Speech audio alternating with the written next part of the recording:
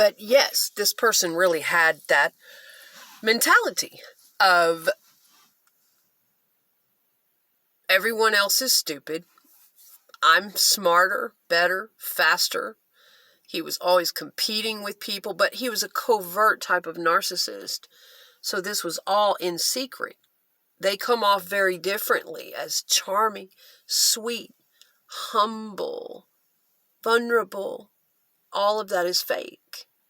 In the back of their mind, they're just like the grandiose narc. Arrogant, cruel, cold, selfish, self-absorbed. It's all about them. It just comes out very slowly because the covert narcissist is extremely scared. They are desperately codependent. They desperately want your approval. They want to be liked. They are the nice guys of the narcissistic world, or the nice girls of the narcissistic world. They must have everyone's approval. They must be on everybody's list as the good one. They want that so bad, but they don't want to do any of the earning it the hard way like the rest of us have to. They don't want to do the work for that shit. They just want to fool everybody into getting credit for it. But yes, they do think very much that way. Things like, why do it myself when I could have someone else do it for me? Very lazy, entitled, all of that is back there. They just hide it very, very well. Now, if they're drunk or high, that is when you're going to see that mask slip off. An addicted person has a very hard time hiding their narcissism and keeping it covert. You're going to see it a lot if they're addicted. That is when the monster really starts to come out, the truth of who they really are and who they'd like to be on a regular basis. They just don't have the covert, codependent, terrified of abandonment. They do not want to be left. Desperately don't want to get caught without supply. So if they're with one person, they got to make sure that they're secured with grabbed onto some other form of supply to use. Whatever they want to use them for. Just somebody. They got to have somebody right there. People are not people. We're not even human to them. They're not even there. It's like they went back to the light or something years ago. It's like they're cyborgs or something. Really. I would only get little glimpses of soul here and there when I was lucky. The rest of the time I felt like I was fighting with demons. Demonic presences through the alcohol and very dark entities in and out, and just all types of things. Just a general checkout, like a cyborg situation or something, But I would get glimpses of the essence, the soul, the real person every now and then, and I would deeply connect to that. But it was a difficult situation. But anyway, that is how they think. Back to paying attention, okay? And then I'm really going to wrap this up. I didn't intend for it to turn into 3 parts. But, it's very, very late, and spirit, I don't know. It just comes across me, and I feel like I need to pass this along to somebody. I feel like somebody could really use the information or the knowledge or relate to it. But they sit back thinking that way, and there are going to be people that will try to scramble your brain, like I said. They're going to try to rush you along, hurry, hurry, hurry. They're going to speak fast, and it never lets you complete a thought. Couldn't stand that. I mean, and this is where the brain damage starts to come in. You need to be aware of this. It's really something to think about if you are with a narcissistic or very toxic person. I'm telling you, protect your brain. Protect your mind. Do whatever you have to do. If you can't leave that person, or if you're still working on leaving, or hoping they'll make some changes, whatever you're in the middle of, protect your mind daily. Make sure you're studying, reading, continuing in your knowledge, staying in your spiritual studies, working on your own psychology, take in good knowledge and training every day. Keep yourself solid. Have a good support system. Have a therapist if you can. And really stay strong in your own mind. It's about the same thing as they teach people in Al-Anon when you're living with an alcoholic or an addict, or you have a loved one that you have to deal with on a regular basis. That teaches you how to protect yourself from all of their dysfunction and misery. Same thing with living with a narcissist. They really should have support groups for that, like in physical reality. I know they do online, but, oh hell, I'm sure they have all kinds of support groups out there. But, how to navigate living with a narcissist and how to protect yourself. Because it ends up being very damaging, but a lot of people will stay, as long as that person is not physically violent or violating them in a certain way. I never recommend staying in anything abusive, but a lot of people will stay and navigate a toxic relationship, I did, for as long, if you truly love someone, you will hang on to hope that they will change, that they will work on themselves. But you finally have to make a decision, because no matter how strong you think you are, and sometimes no matter how much you study, how much support you have, it's just too exhausting to keep up with them after a while.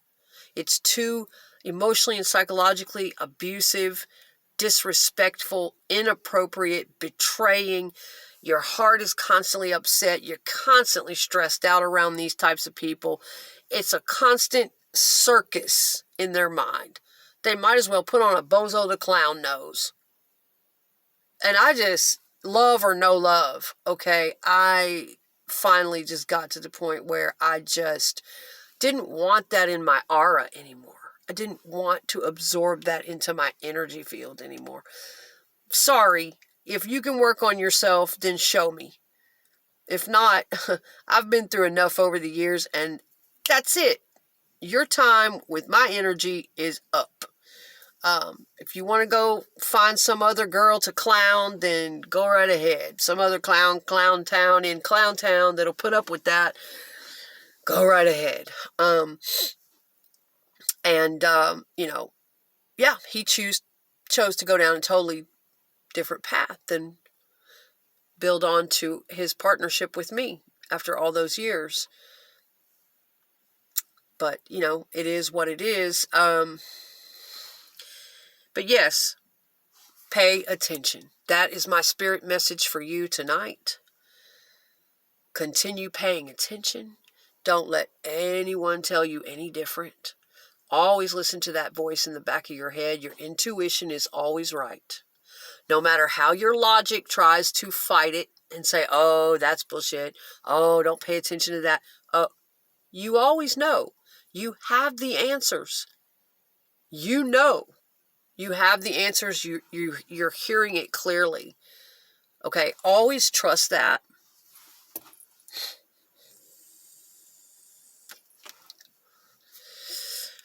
Gaslighting is a big thing with the narcissistic people. Don't participate in it. And it's hard. It's hard. I'm talking even for the smartest of people that know what's going on. It's hard not to just shut that shit down. It's hard. We get sucked in. We think we're going to make a difference. We think that we can explain ourselves. We think we can help the narcissist or the toxic person. We think that if we just explain enough, they're going to catch on. They're going to realize what they're doing to us, what they're doing to themselves, what they're stuck in. They're going to start seeing their patterns. Don't waste your energy doing that. They just want somebody to talk to, honey. They'll sit there and make you talk for 6 hours. And then when you walk out of the room, they'll be right on the phone with the next girl. Forgot everything that you said, everything that you were attempting to help them through or teach them, all of your heartfelt knowledge and energy and time spent because you chose to. Not because they tricked you into it, but they think that's what they're going around doing. Tricking everybody into doing things. They know things. They think they're so powerful and unique and special because they have secrets. They know something you don't know. They know that they don't really love you. They know that they're talking to 3 or 4 or 5 other people. They know that they're doing things that are inappropriate and betraying. This is how an empty, boring, covert, I know for sure the covert, fragile narcissist, this is how they operate. This is how they think. But back their ass down. When they come at you like that, oh yeah, they love to bully. Big bullies. They love to emotionally bully, mentally bully, some of them physically bully. Back their ass down. Clip, clip. Pay attention. They are wanting to trip you up and move you as quickly as they can from thought to thought. Cut the sentence off, cut the topic off. They don't ever want you to complete a thought, or if you are sad or angry, they will just keep coming for you. They will not want you to have a little bit of time to process your emotions. They don't ever want to give you time to think. I mean, that is a really damaged individual who is paranoid, terrified you're going to abandon them, terrified if you have 2 minutes to think straight, you're going to find somebody better, or you're going to wake up and realize this is horse shit. You're horse shit. You're not about shit, are you? I really need to get away from you. They're terrified that you're going to do that one day. Even though for years and years you assure them, you love them, you're not going to do that.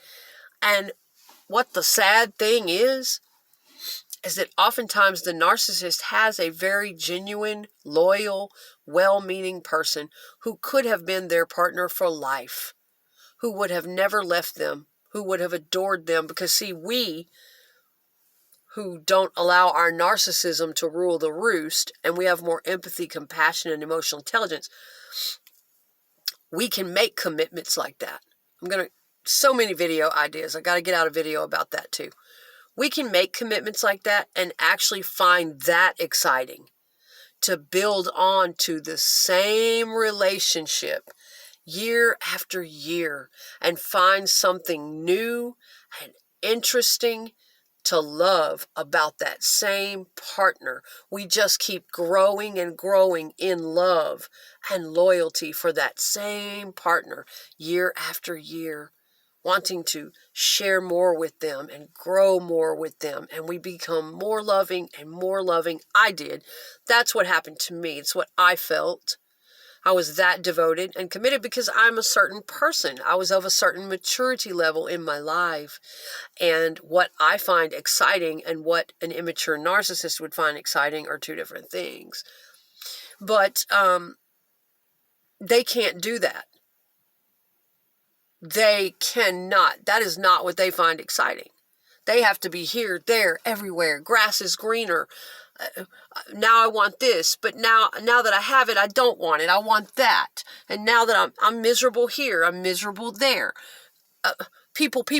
I need different people. I need different Oh my God, I can only imagine what the fuck is in that kind of emotionally dysregulated roller coaster of a brain.